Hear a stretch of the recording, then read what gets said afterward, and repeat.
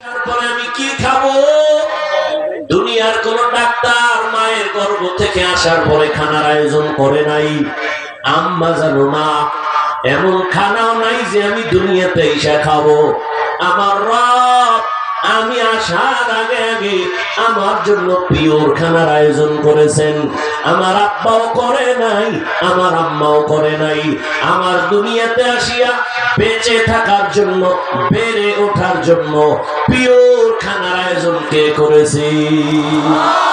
কাদের কুদরত দারি বরকামাল আনতা রব্বি আনতা হাসবি যুল জালাল তুহি কাদের জলিলুল্লাহ জাহাদার বহর হালি তুহি মেরা নিগাহদার। আল্লাহর মতো আপন আছে কেউ? হ্যাঁ, একবার দুইবার তিনবার অন্যায় করলে মা বলে তোর মতো ছেলের দরকার নাই, আব্বা বলে তোর মতো সন্তানের দরকার নাই। বিপদে পড়লে ছেলেরে পুলিশ ধইরা নেয়, বাবা কয় আমার ছেলেই না। কিন্তু আল্লাহর দেওয়া পানি বাতাস, আল্লাহর দেওয়া জমিনের ফসল খাইলে রে মুমিন, সূর্যের আলো চাঁদের আলো আল্লাহর দেওয়া, তোর বাবায় দেয় নাই। বাতাস আমার আল্লাহর দেওয়া, নদীর মাছ আমার আল্লাহর দেওয়া, পানি পান করো আমার আল্লাহর দেওয়া।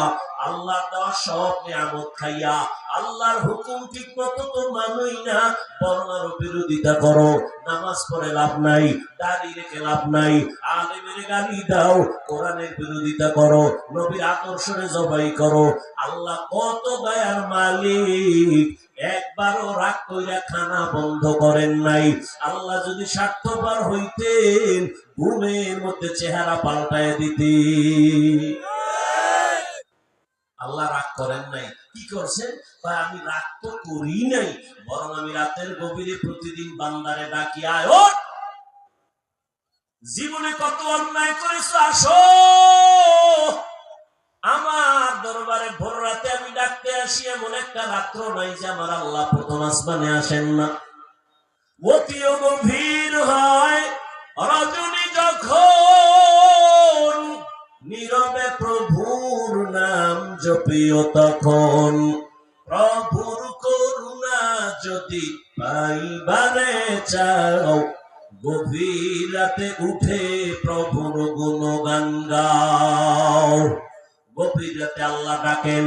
জীবনে গুনাহ করতে করতে পাহাড় বানাইছো, পাহাড় বানাইতে গিয়ে তোর সময় কাছে 50 বছর, গুনাহ কইরা পাহাড় বানাইছো 50 বছর লাগাইয়া।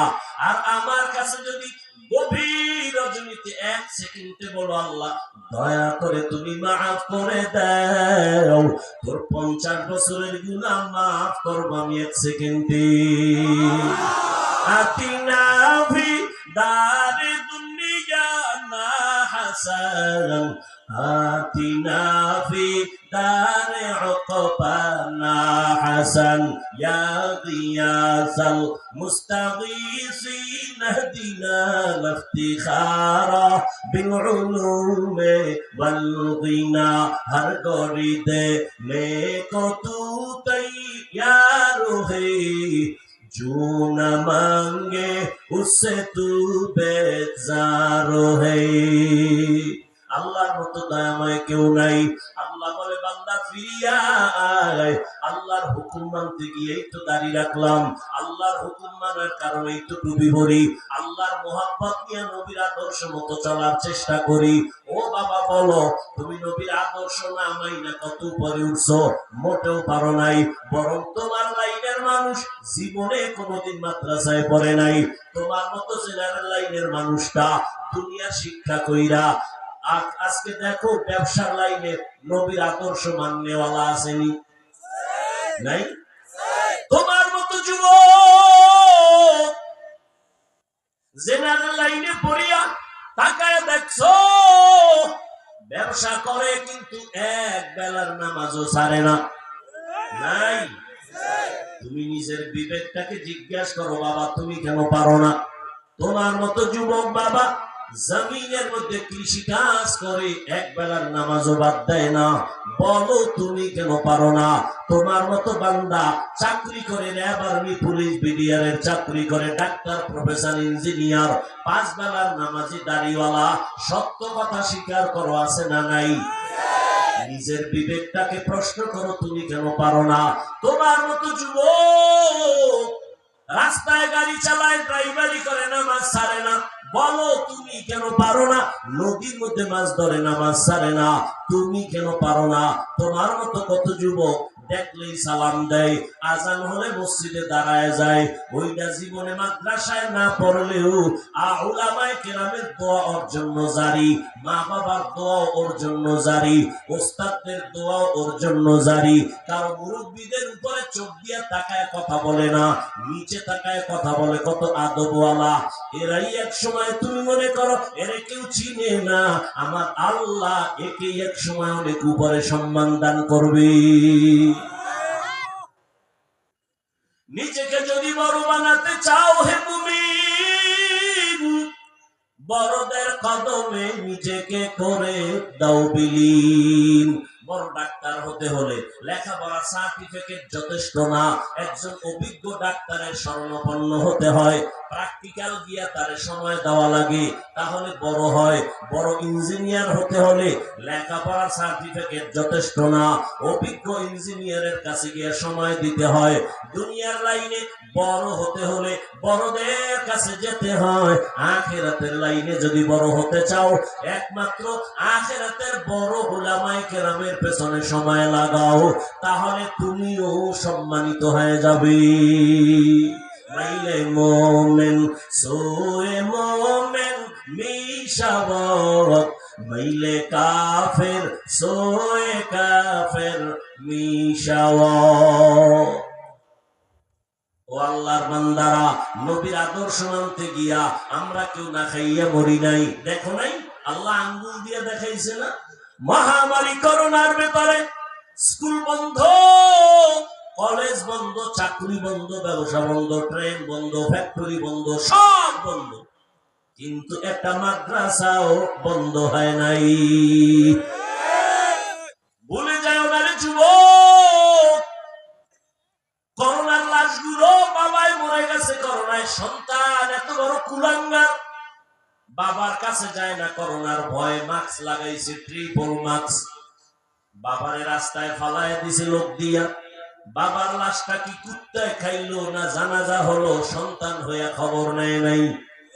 ইতিহাস ভুলে যাস না যুবক বাবা, এই সময় করোনার শত শত লাশ আমার দেশের টুপিওয়ালা আলেমরা, হুজুরেরা কাঁধের মধ্যে নিয়ে গোসল করাইছেন, জানাজা পড়াইছেন, কাফন পরাইয়া কবরে দাফন করেছেন।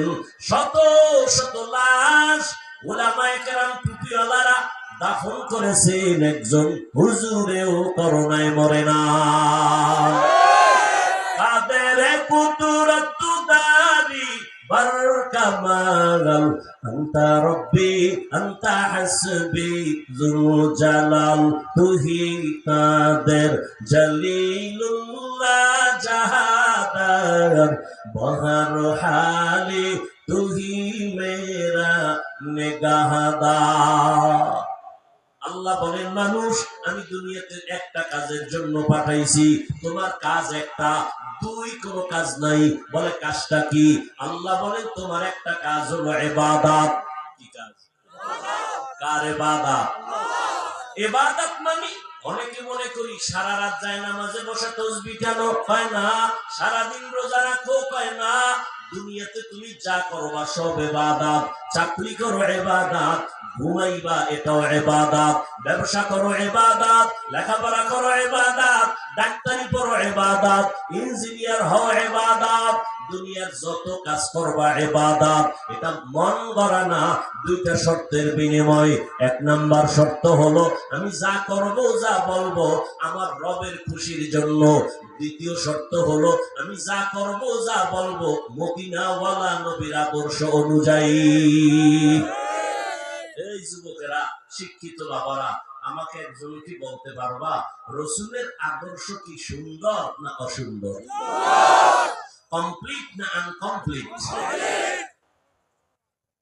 আচ্ছা, যদি কেউ বলো না নবীজির আদর্শ থেকেও আরো সুন্দর আদর্শ আরেকজনের কাছে আছে, যদি বলো তা আমিও হাফিজ বলে গেলাম, নবীরটা বাদ দিয়া তারটা নিব, পারলে বলো। কেউ যদি এখন দাঁড়ায় বলো হাফিজ ভাই, মদিনার নবীর আদর্শ থেকে আরো সুন্দর আদর্শ আছে শেখ মুজিবুর রহমানের ভেতরে, যদি কেউ বলতে পারো হাফিজ ভাই মদিনার নবীর আদর্শ থেকে আরো সুন্দর আদর্শ আছে জিয়াউর রহমানের ভেতরে, আল্লাহর কসম যদি দেখাইতে পারো আমি নবীরটা বাদ দিয়া জিয়ারটা গ্রহণ করব, শেখ মুজিবেরটা গ্রহণ করব, সাহস আসেনি বলতে পারবি? এবার শোনো আমারটা, ওদের থেকে আরো বড় পাহলোয়ান, ওদের থেকে বড় পণ্ডিত আব্রাহাম লিঙ্কন, যার গণতন্ত্রের থিওরি দিয়া মরার জন্য বাংলাদেশ পাগল, আমেরিকা পাগল, গণতন্ত্র প্রতিষ্ঠার জন্য মইরা যাইবে শহীদ। কি গণতন্ত্র কুফুরি মতবাদ, এর জন্য মইরা গেলে শহীদ, কথা বলে না।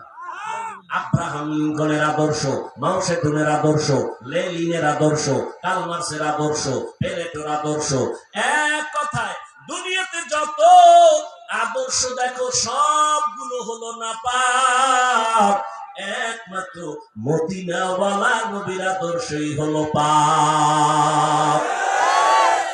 দুনিয়ার মানুষের বানানো আদর্শ না পাক কেন? কয় পুরা মানুষটাই না পাক, ওর দেমাগ না পাক, তিন বেলা ভাত খেয়ে মদের বোতল নিয়ে দৌড়ায়, আর দেমাগ ঠিক আছে? গাঞ্জা খায়, এই বান্দা মদ খেয়ে বউরে মা কয়, ওর যত থিওরি সব না পাক। আর আমার নবী কেন পাক? আর নবীর 63 বছর হায়াতে জীবনে একটা মিথ্যা কথা বলেন নাই। আরেকজন নেতার নাম কর, কেমন মায়ার নবীর পেছনে যুবক, যেই নবীর 63 বছর হায়াতের মধ্যে জীবনে কাউকে একটা গালি দেন নাই, হাজারো গালি নবীরে দিছে, নবী জবাবও দেন নাই। আর আশ্চর্য কথা, রহমতের নবী 63 বছর হায়াতে কোনদিন চক্ষু দুইটা গরম করে কারো দিকে তাকান নাই। কেমন মায়ার নবী! ওই নবীর আদর্শ কত পারফেক্ট, নখগুলো কেমনে কাটবি রাখবি ওখানেও নবীর দিক নির্দেশনা আদর্শ আছে, জুতা দুইটা কেমনে পায়ে পরবা খুলবা সেখানেও নবীর আদর্শ, বাথরুমে কেমনে যাইবা সেখানেও নবীর আদর্শ, এক গ্লাস পানি কেমনে পান করবা সেখানেও নবীর আদর্শ। বলো তোমার দুনিয়ার কোন নেতার আদর্শের মধ্যে নখ কাটার নিয়ম আসেনি? কেমন মায়ার নবী! বাথরুমে কেমনে ঢুকবা সেখানেও নবীর আদর্শ, কেমনে লাভ দিয়া না হাইটা, মানে নিম্ন চাপ যখন বেশি তখন আর হাইটা ঢোকার টাইম কই, দরজা আগে খুলে রাখো, লাভ দাও, গিয়া সিট হইয়া সিট পটাং, মাথা নাই। আর রহমতের নবী কয় না, বাথরুমে যখন ঢুকবি বাম পা দিয়া বাথরুমে ঢুকো, খালি পায়ে বাথরুমে ঢুকবা না, খালি মাথায় ঢুকবা না, কারণ বাথরুম হলো জিন শয়তানের আড্ডাখানা, ওখানে দূষিত অনেক কিছু থাকে। অতএব টুপি রাখো বা কোন একটা গামছা কাপড় দাও, খালি মাথায় যাও না, নবীর আদর্শ। খালি পায়ে বাথরুমে ঢুকবা না, নবীর আদর্শ। বাথরুমে জুতা পায়ে দিয়া যাইয়া বাম পা দিয়া ঢুকবা, আগে দোয়া পড়ো, দোয়া না পারলে অন্তত বিসমিল্লাহ পড়ো, পড়ার পরে বাথরুমে গিয়া যখন বসবা বাম পায়ের উপরে ভর করে বসবা সুন্নত, এবং হাঁটুর উপরে যেন কাপড় না উঠে, এটাও নবীর আদর্শ। কেমন পারফেক্ট আমার নবী, কেমন আদর্শের নবী! ১৫০০ বছর পর ওই নবীর আদর্শ মানার কারণেই আজকে দিনের বেলা এত মানুষ চুপচাপ বসে আছে, এটা নবীর মহব্বতের ফলাফল। ইমামুল আউয়ালিন আখিরিন বাহরে সাদকা রাহমাতাল লিল আলামিন। নবীর আদর্শ এত সুন্দর। ও যুবক বাবা, মনের শুধু একটাই প্রশ্ন করিও, হাফিজ ভাই তো হুজুর হওয়ার বয়ান করে নাই, আমি তো তোমাকে কওমি মাদ্রাসায় ঢুকতে বলি নাই, আমি পাঁচকল্লি মাথায় দিছি, কওমি মাদ্রাসায় লেখাপড়া করেছি, আমি তো একবারও বললাম না পাঁচকল্লি না পড়লে তোমার জীবন নষ্ট, কওমি মাদ্রাসায় না পড়লে জীবন নষ্ট। আমি দাওয়াত ও তাবলীগের লাইনে চলি, একবারও বলি না তাবলীগে যদি না যাও, জীবন নষ্ট। বরং আমি শুরু থেকেই বলতেছি, আবারও বলে যাই, স্কুলে পড়ো আলহামদুলিল্লাহ, কলেজে পড়ো আলহামদুলিল্লাহ, চাকরি করো আলহামদুলিল্লাহ, ডাক্তার হইও, ইঞ্জিনিয়ার হইও, প্রফেসর হইও, তবে দাবি আমার একটা, বেয়াদব হইও না।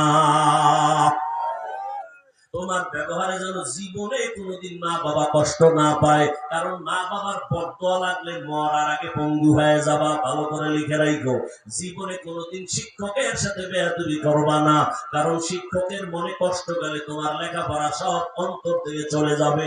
জীবনে কোনোদিন উলামায়ে কেরামের বিরুদ্ধে যাবা না, বেয়াদবি করবা না, বরং তাদের দোয়া নিও। যদি বদদোয়া নেও, তোমার হেদায়েতের দরজা থেকে কপাল পুড়ে যাবে। খবরদার, মা বাবার দোয়া নিও, শিক্ষকের দোয়া নিও, উলামায়ে কেরাম মুরব্বীদের দোয়া নিয়ে চলো। ডাক্তার হলো তুমি সফল, ইঞ্জিনিয়ার হলো সফল। আর যদি বেয়াদবি করো, ডাক্তার হইলেও তোর কপাল খারাপ, তাসলিমার মতো জুতা খাইয়া পালাইতে। এমন ডাক্তার হয়ে লাভ কি? এমন প্রফেসর হয়ে লাভ কি? আহমদ শরীফ ঢাকা কলেজের প্রফেসর, ওর কবরও হয়নি। এমন প্রফেসর এ জাতি চায় না, এমন জুতা খাওয়া ডাক্তার জাতি চায় না। আদর্শবান ডাক্তার হও।